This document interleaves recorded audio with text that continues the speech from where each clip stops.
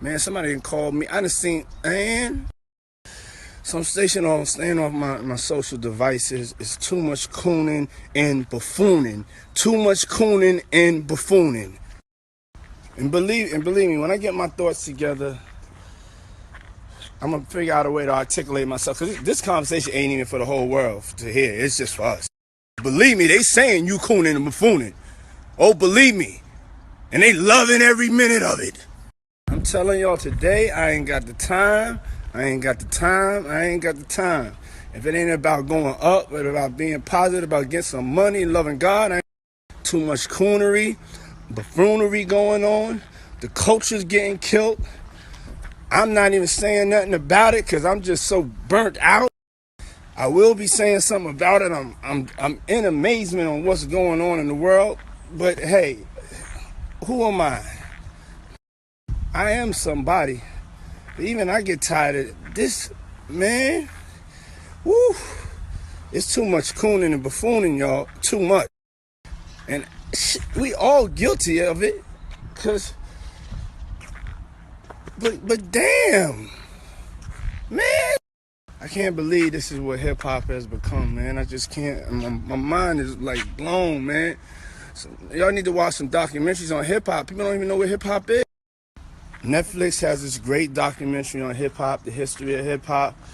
I know, I think Steve Stout did one. Fab Five. Just go to YouTube, man. Go to YouTube, man. And I'm not one to cast no stone, but damn it, I know when to stop.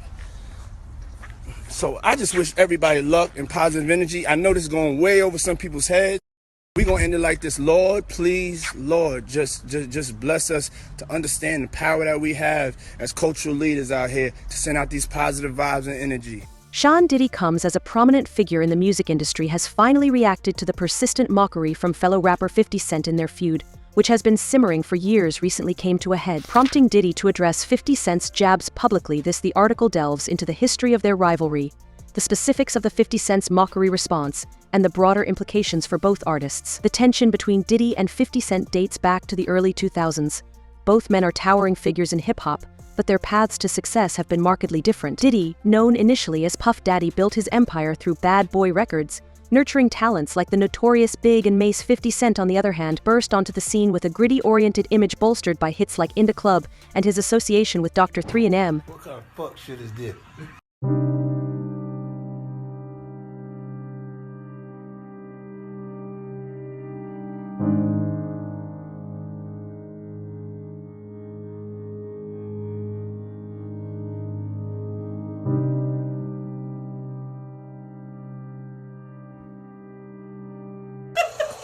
You see me? I've been doing this shit a long time. So I do what I want, when I want it, how I want it. Cause I be feeling like this too sometimes when I ride for too long. Be on tour and shit. We got motherfucking Ciroc. Damn, we got all this nigga, and y'all want Diddy to come to my room. He ain't even brought no Ciroc. I don't want that old ass nigga around me. He an old ass bitch.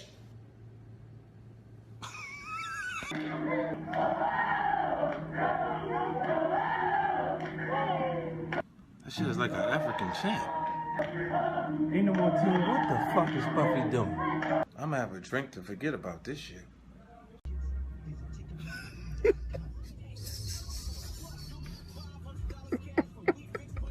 And my man's here. He came by. Shout out to effing vodka. That shit kind of watered down, but I love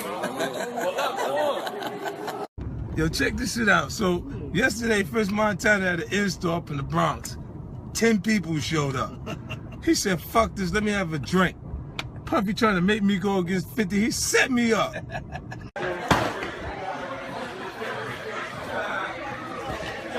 That's how I feel about your bullshit. What the fuck is this? Yo, I just seen a clip of French Montana throwing bottles of effing in the garbage. You know, Puffy called him like, you said you fucking like this shit. You fucking bitch, you want your record out, don't you? You fucking dummy. You fucking playing. They fucking putting us out of business, you fucking asshole. You better do something.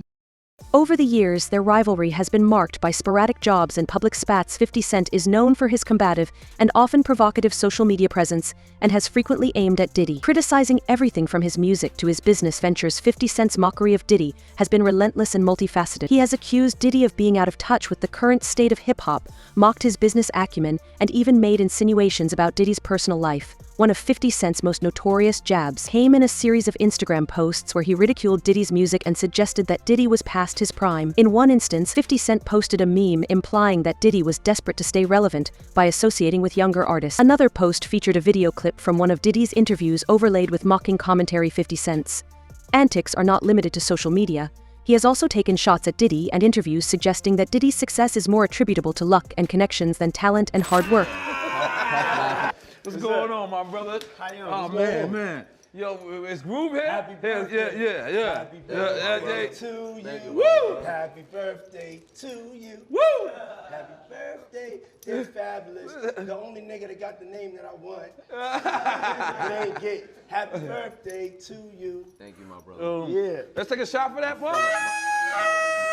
Oh, my mouth a little dry. Let me drink some more. Okay. But No, it's your show today, Daddy. no. The one thing I've been you got questions? Okay. Groove. Come here, Groove. Yeah, Fab. Fab talking to Floyd Fifth. Hey yo, Rastafari. Hey yo. Fab walked in. Don't do that. Yeah, that's what I said. That's why I said let me pick it We up. was talking to That's why I said I Floyd. gotta pick it up from right there. This why I gotta pick it up from right there. Look at this nigga.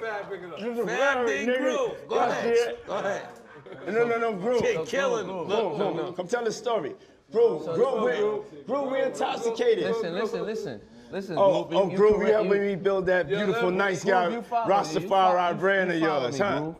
I come see you, in, man. I'm walking in at that hallway right there. Bag at Mr. Lee. Yeah, I love this drink. Where you Chance put my with you. I bag like at? when you like this, Daddy. Yeah, where you put my bag Daddy, at, I like Mr. when Lee? you It's scrambling right here, and it's right scraping for here. shit. No, I got I notes like and that. shit. You know, I'll be practicing. I got Yeah, notes there you and go. shit. Got your notes? Okay, yeah, I'm not gonna go with that one. Make a that wish. one. Just blow it out. It's your birthday every day. Every day's your birthday on Drink Champs, goddammit. I'm in. Okay. We ain't fucking with that. I got notes now. I'm trying to get my life together. I want to taste the vegan Yo, cake. Fendi, what's going on? You know what I'm saying? I'm asking if he remained silent in the face of 50 Cent mockery. This silence led to speculation about whether Diddy ignored the jabs out of disdain or chose to take the high road. Many industry insiders believe that Diddy's silence was a strategic move designed to avoid giving 50 Cent the satisfaction of a response and to maintain his image as an elder statesman of hip-hop. However, Diddy finally broke his silence. In a recent interview, Diddy addressed 50 Cent's mockery head-on. He acknowledged the ongoing feud and clarified that he has been aware of 50 Cent's comments for years. Diddy framed his response in a broader context, emphasizing the importance of unity and support within the hip-hop community. Vibe, like just see where I look miss back on me? where I became. and Did you miss me though? For real? Because I'm saying, it seems like a thing I with miss this partying birthday with party. Puff, man. I Man, miss but I'm partying talking about with for your birthday. Huh? Why won't you party with me for your birthday, man? Come on. No, this me and you. All right, I Me need and a you, shot, we though. having- Let me hear Yeah, I it. got Let you me hear it. a Okay. shot, This bro. mine's? Okay. Yeah, I just had I'm to in. see. It's I'm all together. in. Me I'm and you. in. I'm Eyes. in. You ready? Eyes. Eye to eye, baby. Eyes. Let's do it. Eyes. Spilling it all over. Eyes. It's going down. That's that French vanilla? Yeah. Only on Drink Jam. champs. Only on Drink champs. Make some noise for me being there. Yeah. Hey yo, so Ray J came with me. Discover. I'm doing something presently at the moment. Okay. And I need to break out. Okay. And I don't want to be rude, you know. No, I just you're want to not stop rude. by and give love. Yeah. Niggas need to stop cooning right now. It's an emergency situation. Niggas need to stop cooning, including myself. You know what I'm saying? Nothing off me. We all need to motherfucking get focused and get this money. Did he begin by stating that he has no personal animosity towards 50 Cent? He described 50 Cent as a talented artist who has made significant contributions to hip-hop. However, Diddy also made it clear that he views 50 Cent's behavior as counterproductive and damaging to the culture. He criticized 50 Cent's penchant for public feuds and drama, suggesting that it detracts from the positive impact artists can have when they work together and uplift each other. Did he stress the importance of unity within the hip-hop community? He argued that artists should focus on collaboration and mutual support rather than engaging in public feuds. Diddy pointed out that the hip-hop community has the potential to affect significant social change, and that internal conflicts only serve to undermine this potential. Man, listen to me, bro. I was having a conversation with somebody, and they were saying the feds are so deep and involved in this that Diddy just might be called up on that Tupac shit once they go through the money trail. Once they go through the money trail and find out why certain people was given certain positions, that it may be a problem. Because they're going to look at all that. Anything they can bring up, they're going to bring it up. Wow. So you think it's possible that they might pit Pac murder on Diddy? Yeah. That's why that tape of Cassie was released. So anybody who was willing to try to help him, anybody was trying to say that he ain't capable of doing this and he ain't capable of doing that, they got it right there on videotape. But you being around at that time, right? Because you was working at Bad Boy at that time when, you know, the whole Pocket Big thing was going on. You personally, do you think they can get Diddy on Pac murder? Well, they always said something about $1 million check, and nobody knew where the $1 million came from. Puff may have said it in a couple of rap songs and things like that. But they would have to trace the check back to if that check Eric Von Zip had. And I'm not going to say the person who they said they gave it to because I've said it before, and I told people who contacted me that I wouldn't bring old boy name up on there because of situations that he's having in the federal government right now.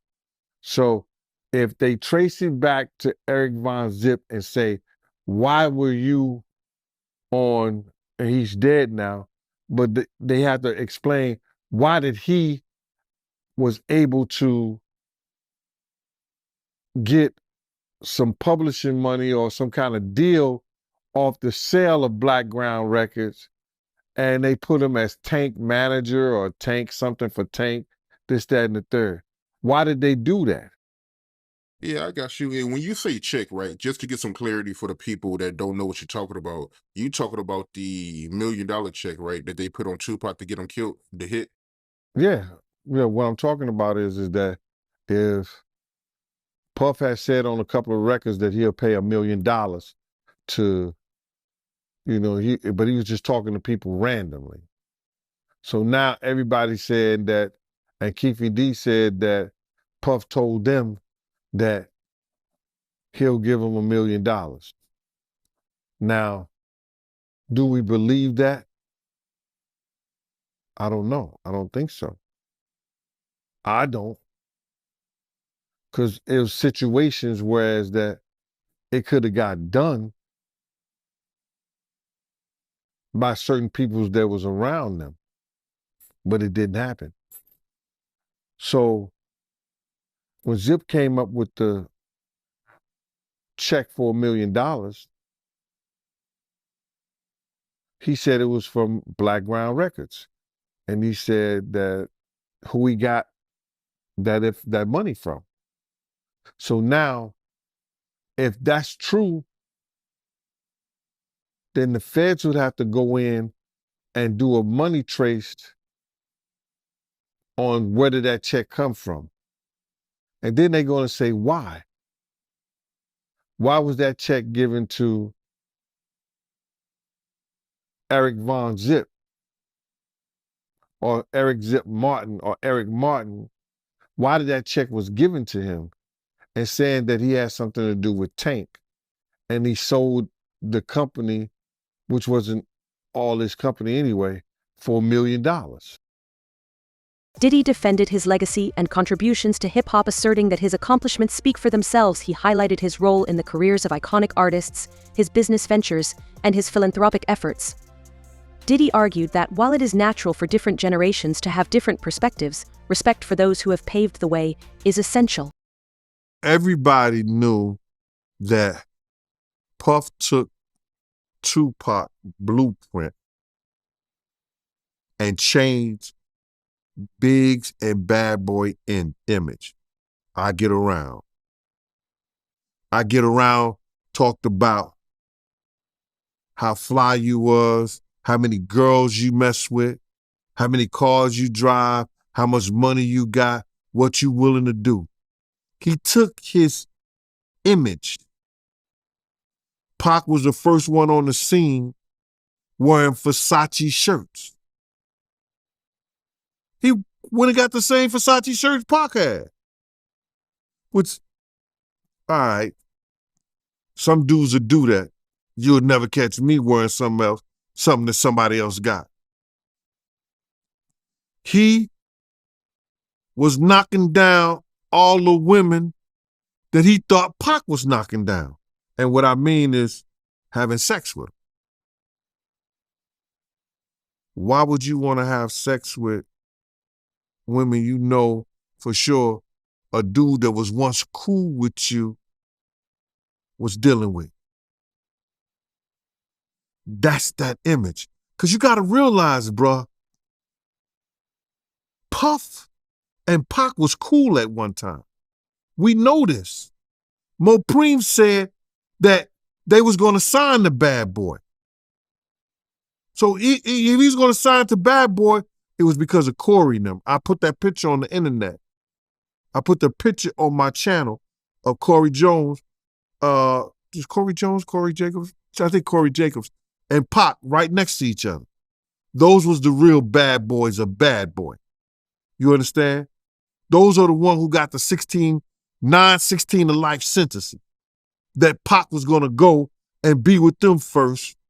But then Mopreme said when it became just Big and Puff, because Corey and them went to jail, he changed his direction. But nobody know why Pac and Puff fell out like they did. You understand what I'm saying? Nobody know why. But Puff had an obsession with him for whatever reason it was, because he started wanting to act. He started wanting to rap. He had an obsession so bad that at his Grammy Award winning speech, he used the same speech that Pac used. That shit is crazy. So when I say I'm obsessed Diddy with called for maturity and professionalism within the industry. He suggested that petty feuds and public spats indicate a lack of maturity and do not reflect well on the artists involved. Diddy encouraged younger artists to focus on their craft and the positive impact they can have rather than getting bogged down in negativity. Diddy's response has garnered mixed reactions from both the public and industry insiders. Some have praised him for taking the high road and promoting unity within the hip-hop community. They argue that Diddy's message of respect and collaboration is sorely needed in an industry often characterized by competition and conflict. And telling y'all the truth,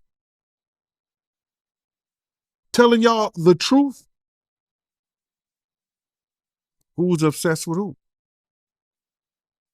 Pac had Sarah before Puff. Allegedly, he had Sally before Puff.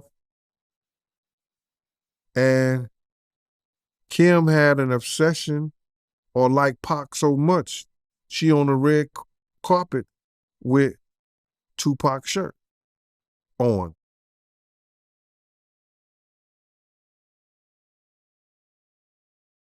Who's obsessed with who? So you believe Diddy, he only got with Sarah Chapman because Pac, he had her at one point. And it was a bet in the office. Sarah was messing with an NBA basketball player. Puff bet all the niggas didn't believe that he could get it within 2 weeks.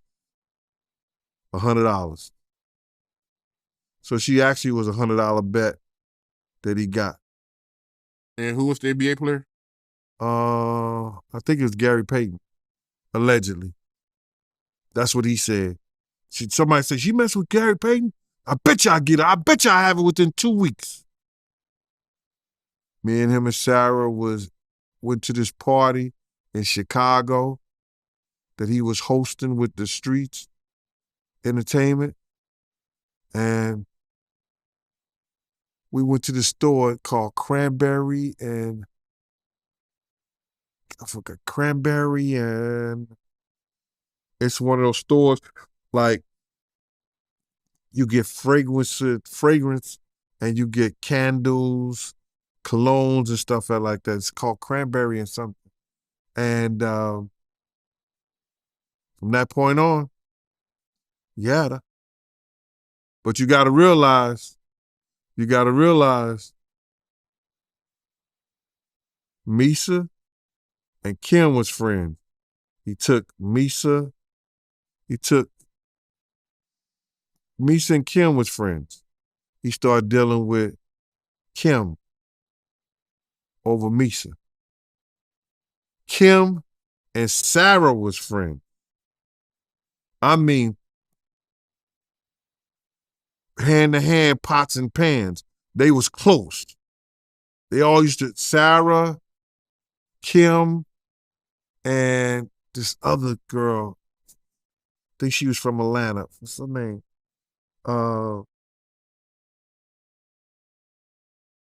It missed me right now.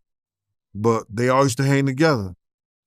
So then he went from Kim to Sarah. He liked to do the friend thing. Looked like that. Others, however, view Diddy's response as too measured and diplomatic. They argue that 50 Cent's relentless mockery warranted a more forceful rebuttal. Some fans and commentators believe that by not directly confronting 50 Cent, did he miss an opportunity to defend himself more vigorously. You back on the platform, my man. How did I know you was gonna call me, Mighty? It didn't take a rocket scientist.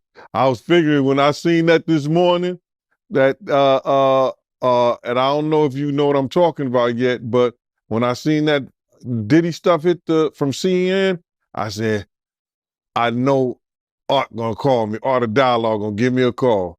Oh, you already know I was about to hit you, man. Yes, sir. Yeah, man. So with that being said, man, let's get right into it, man. What you think about the video that came out today of Diddy pitting his hands on Cassie? Man, you know that was crazy. And I know people gonna think that, yo, this is all what Gene wanted to see. But now, listen here, man. The devil got a purpose, God got a plan. Do you understand what I'm saying? The devil got his purpose, but God got a plan. You understand? And it's all in God's plan, man. You understand? To let people see, because a lot of people wasn't believing that this stuff even existed, brother. A lot of people didn't even think that Cassie was telling lies, Gene been telling lies, Lil Rob been telling lies, everybody lying on Diddy. But Diddy told the truth. Diddy's the only one told the truth. He said, y'all just keep watching. The truth will soon come out. And you see what came out? My man, he punching that little girl in the head. Yo, you don't even kick a dog, man. You don't even kick a dog, bro. He kicking that little girl like she's a dog, man. It was crazy, man. Any man that has a sister, any man that has a friend that's a girl, any man that has a child, you understand, who saw that, if they wasn't appalled, if they wasn't like, yo, I want to beat the, you know what I'm saying? We can't say that on television, man, or on the internet or YouTube, but any man who saw that, wish they could put their hands on Diddy at that time, bro. That shit was appalling, bro. It was crazy, man. And when I saw it, I could imagine what Kim went through. I could imagine what Misa went through. You understand? It was just crazy, man, for that dude to do that to that girl like that, man.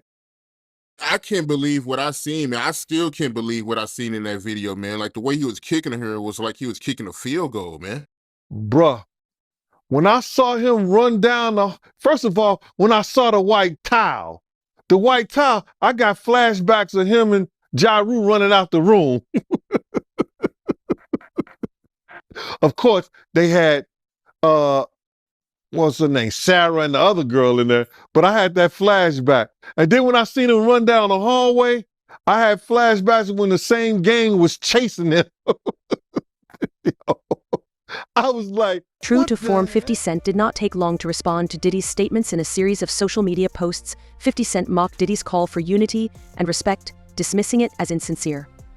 He reiterated his previous criticisms of Diddy, doubling down on his belief that Diddy is out of touch with the current state of hip-hop. 50 Cent also used the opportunity to promote his projects, contrasting his hustle and success with what he perceived as Diddy's waning relevance. In typical 50 Cent fashion, his response was laced with humor and sarcasm, ensuring that the feud remains a hot topic among fans and commentators.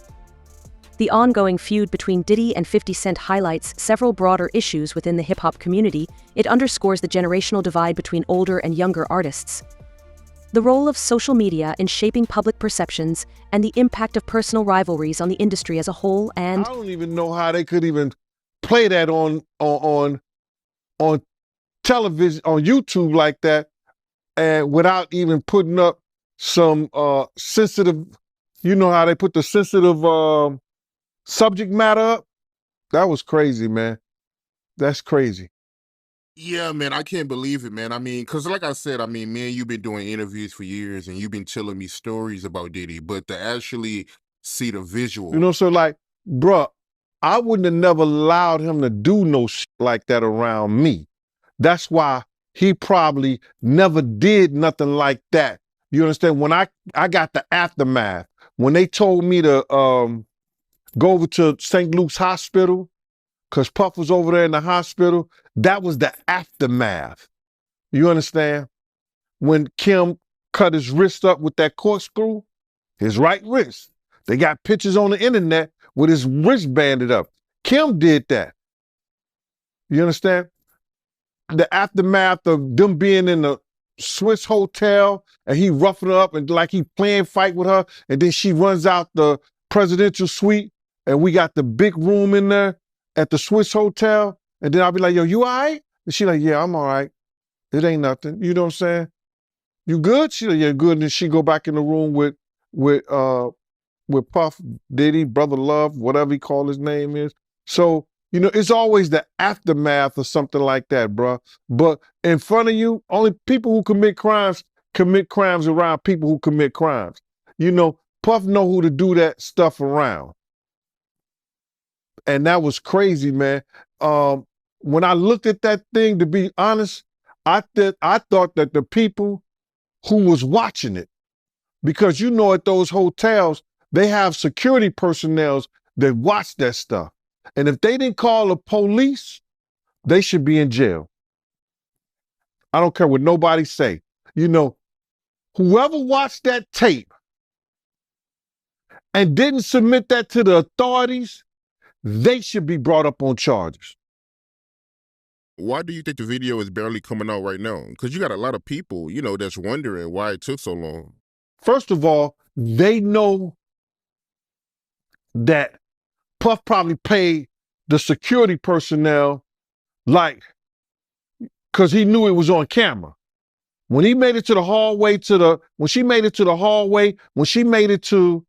that phone, once that phone picked up, that's going straight to security. That's for emergency purposes only. So either the concierge or somebody that's handling emergency type situations when she picked up that phone. So now, Puff probably had somebody pay them off. 9 times out of 10, he had somebody pay them off, bruh. And then now Homeland Security is involved. I told you, everybody talking about, yo, they ain't got nothing on him. His dumbass son come out, make this whole tape, you understand, about what they ain't got or man, listen to me.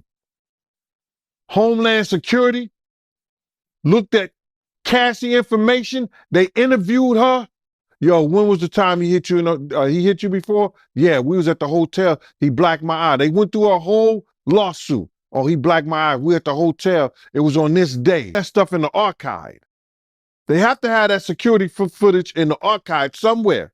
So then what the Homeland Security say, yo, listen to me. On this day, this way, because just for accidents, like just say like you fell down the steps at the hotel. They got cameras in the hallway. They got cameras in the stairway. So they can see that. So now, you didn't fall down the steps, but you say you did at a certain time. They go through that whole footage. So they have to keep that in some kind of archive. Now, she told them what date and by what time it happened. They contact the security personnel and the people who have that stuff in archive and say, yo, listen to me. We're going to subpoena that. We want that information. And they sent it to them because they don't want to lose their insurance.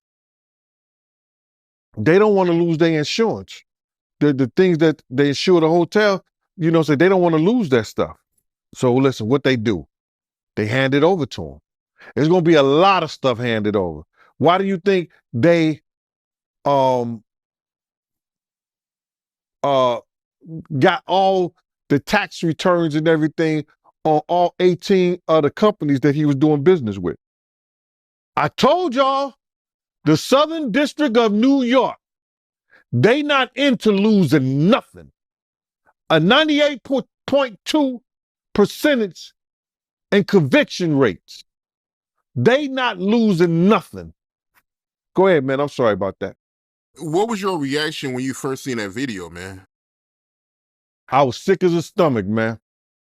I was sick in the stomach, man, because, you know, when you have daughters, you just hope somebody don't send you to jail like that.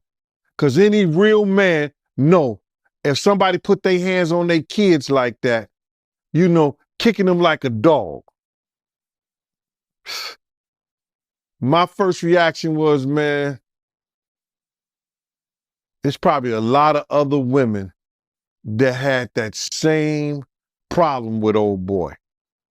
Remember Gina that got on that show, Tasha K show? And she said that, yo, he kicked me. He was punching me in my head and the side of my head. Do you imagine what she went through and she was pregnant, bruh? Come on, man. I had flashbacks of when they told me when... Gene Deal, happy to have you right back on the platform, my man. Man, I got a residency, bruh. I'm officially the #1 residency position on Art of Dialogue, man. This is my new employment. Hey, the people love you, man. I gotta keep bringing you back, man. Yeah, I don't know about that, man, but I appreciate you. You know what I mean? I really appreciate you on today, man. You know what today is, right? Yeah, Biggie birthday. It'd have been the notorious Biggie Smalls' 52nd birthday, bruh. Oh, man. It would have been his 52nd birthday. Could you imagine, man? The people he would have put on in Brooklyn, the people that he would have made great. Oh, go ahead, I'm with you, bro. Yeah, man. Happy B-Day to Big, man. Happy B-Day to Big. Yes, sir. Yes, sir. So with that being said, man, let's get right into it, my man. What you think about the apology video by Diddy? What apology video? He didn't apologize, bruh. He did not apologize. You know, if he was going to apologize, he should apologize to Miss Wallace. That should have been the first person that he should apologize. No. He should apologize to Misa. He should apologize to Kim. He should apologize to Miss Wallace. He should apologize to Wolf's mother, Miss Jones. That was not an apology, bruh.